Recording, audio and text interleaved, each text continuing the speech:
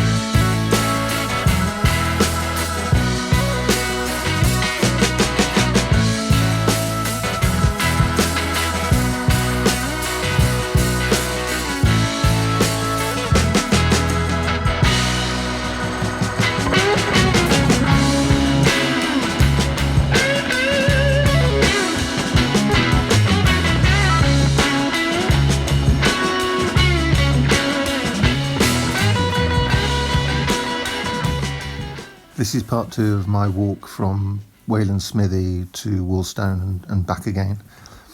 Wayland Smithy is Waylanders Smithan in Old English.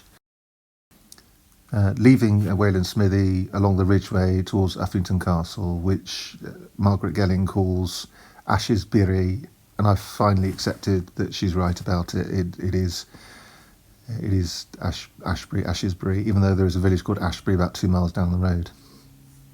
But she's right in identifying this. I then took a left towards Hardwell Camp, which in the Old English charters is Dinra Beach, which means dinar is in the European coin, or denarius, the Roman coin. And camp obviously is a fortified settlement, fortified enclosure. So it's the camp of the Queen. But it was called Hardwell Camp because of a stream down the bottom of the hill, which is the next landmark in the Saxon charters, Hordwulla, which means the springs of the Hord, which over the last 1,000 years, this sound change has become Hardwell. To prove this, there is a Hardwell farm right nearby.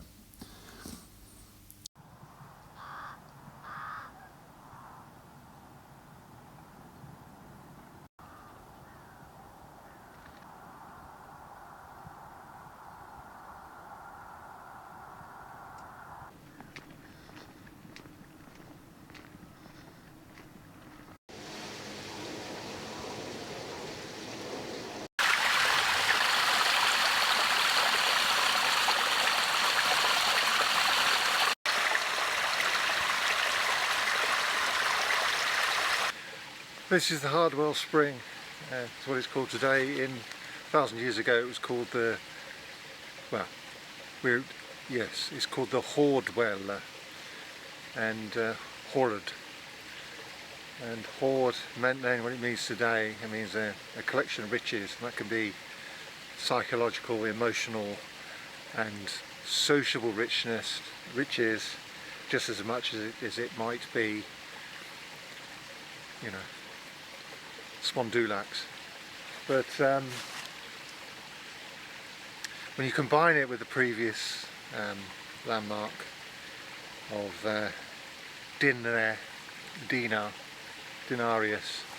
it's you can start putting some sort of theory into place.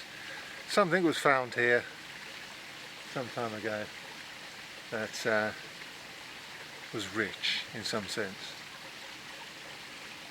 But it's a nice location. I would like to see this in spring, but you know, let's not wish our lives away. And I've had such a good time chasing deer, and there was two males, one of which was bigger than the other, massive antlers on them, and working together in the same group with all the females. It was a clan of, it was a family, and there was at least two males there, and there was muntjacs. Had an encounter with a muntjac, and there were hares, but I just wasn't quick enough to catch the hares on camera. But result, a bit of Iron Age pottery and some deer. It's turning out to be a good day.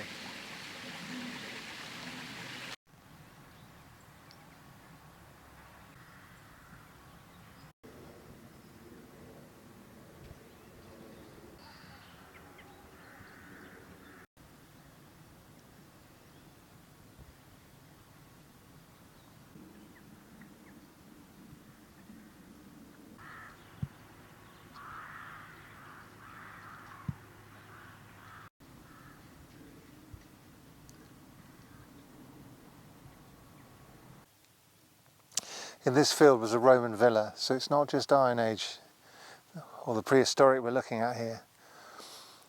That road I was walking down was the Eldon way, the old way.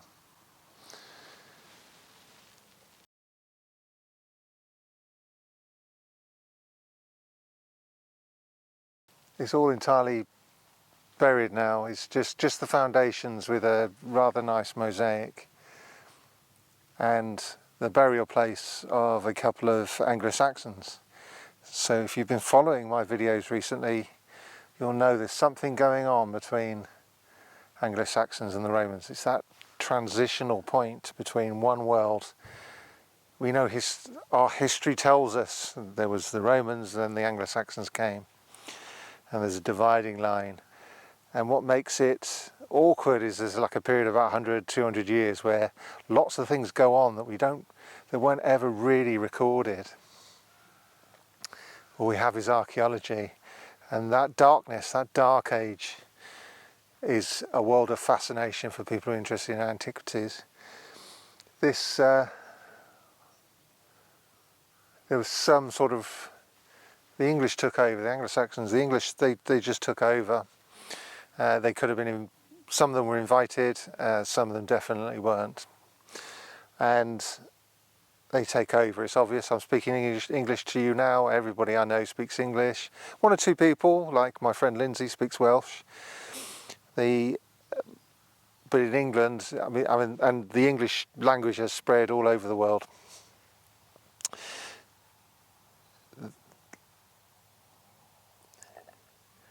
There is something going on with the interaction of early English people and the ruins left behind, and we know that from the poets, the poetry, the poem called The Ruin, the wonderment that was felt about these ancient ruins, and the poet was talking about Bath and its hot springs. The archaeologists in their reports talk about some sort of, you know, these Anglo-Saxons buried here were part of the tragedy of that period, that something awful happened and they were left here. Nobody leaves their dead. If the Romans were here and the Anglo-Saxons attacked them and the Anglo-Saxons lost, you wouldn't leave a load of Anglo-Saxons lying about in your living room. Likewise, a band of greedy so-and-sos from Germany come in, trash the place, but one or two of their number get taken down in the process. Again, you don't just leave them lying about in a burning villa. You bury them, or you have some sort of marking. You dispose of them properly. The only reason they wouldn't is if they're in a hurry to get away, in which case the Romans come back and then get rid of the bodies. So I think they were placed here. There's a number of other, as I pointed out in my videos, loads of other Romano-British and British statements in the landscape are co-opted by the early English.